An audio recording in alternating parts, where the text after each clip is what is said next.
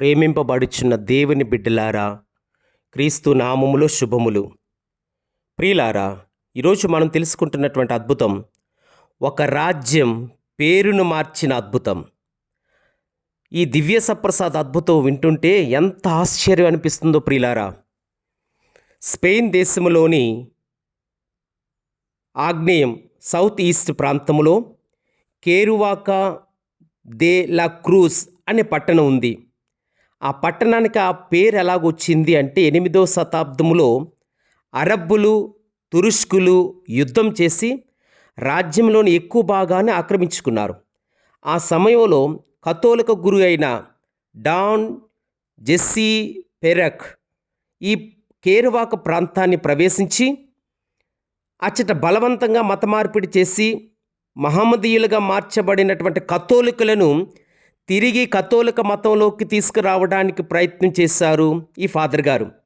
ఆ సమయంలో దురదృష్టవశాత్తు వారిని బంధించి మహమ్మదీయుల రాజు అయిన అలుకడిలు అనే రాజుగారికి సైనికులు అప్పగించారు ఈ గురువుని తదితరులను.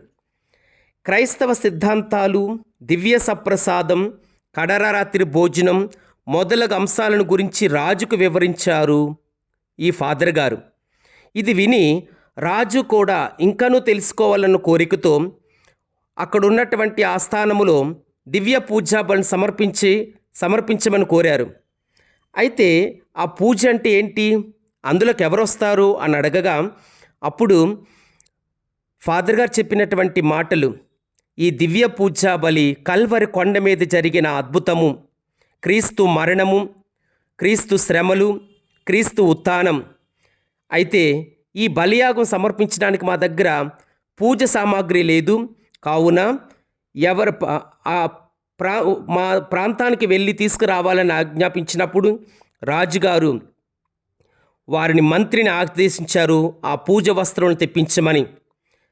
తొందరలోనే అజ్ఞానంతో వారు పీఠంపై శిలువ స్వరూపాన్ని మర్చిపోయి మిగతా సామాన్లన్నీ తీసుకొచ్చారు.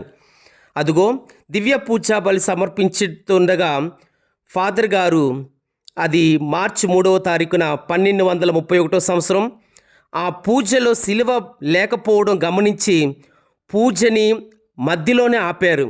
అలా ఆపగానే రాజుగారు అడిగారు, ఏమైంది, ఎందుకు పూజ ఆపారు అని అడగగా, ఇక్కడ శిలువ లేదండి, శిలువ లేకుండా దివ్య పూజాబలి చేయలేము అని చెప్పగానే ఆ రాజుగారు ఆ ఫాదర్ గారు డాన్ గారు చూస్తూ ఉండగా ఇద్దరు దేవదూతలు పరలోకము నుండి శిలువను తీసుకొచ్చి పీఠం మీద ఉంచడం ఒక గొప్ప అద్భుతంగా ఆ రాజుగారు చూశారు. అదుగో ప్రియులారా, ఆ దివ్య పూజాబలిని కొనసాగించారు ఫాదర్ గారు. మధ్య పూజలో దివ్య సప్రసాదాన్ని పైకెత్తినప్పుడు ఆ సమయంలో రాజుగారు తన కుటుంబస్తులు ఆ దివ్య సప్రసాదములోకి అద్భుతమైన దివ్య బాలయేసు రావటం గమనించారు. ఆ పవిత్రమైన సన్నివేశాన్ని ఎంతో ఆనందంగా ఆ రాజుగారు ఉన్నతంగా స్వీకరించి ఆ కుటుంబస్తులందరూ కూడా తన్మయం చెందారు. ప్రియులారా, ఆ రోజునే ఆ ఫాదర్ గారిని అడిగి ఆ దివ్య పూజాబలి అనంతరం ఆ రాజుగారు ఆ రాణిగారు, రాజుగారు విన్సెంట్ అనే పేరు మీదుగా, రాణిగారు హెలెనా అనే పేరు మీదుగా జ్ఞానస్నానం స్వీకరించారు. ఎంత అద్భుతమో! ఆనాటి దివ్య పూజాబలిలో ఈ 2 అద్భుతాలు చూసి చలించిపోయారు రాజుగారు ఫాదర్ గారు. శిలువని ఇద్దరు దేవదూతలు తీసుకురావడం, దివ్య సప్రసాదములో అద్భుత బాల చేసిన వాళ్ళని కల్లార గాంచడం మహా గొప్ప అద్భుతం. అది అప్పటి నుండి 1231 సంవత్సరంలో మార్చి 3వ తారీఖు జరిగిన ఈ అద్భుతం తర్వాత ఆ దేశం పేరు కారవాకా దే లా క్రూజ్ అని నామకరణం మార్చుకున్నారు. అదే దివ్య సప్రసాద అద్భుతంగా ఎంత ఆనందంతో వారు మురిసిపోయారు. ప్రియులారా, ప్రతి పూజలో విశ్వాసంతో పాల్గొందాము, ప్రార్థించుదాం.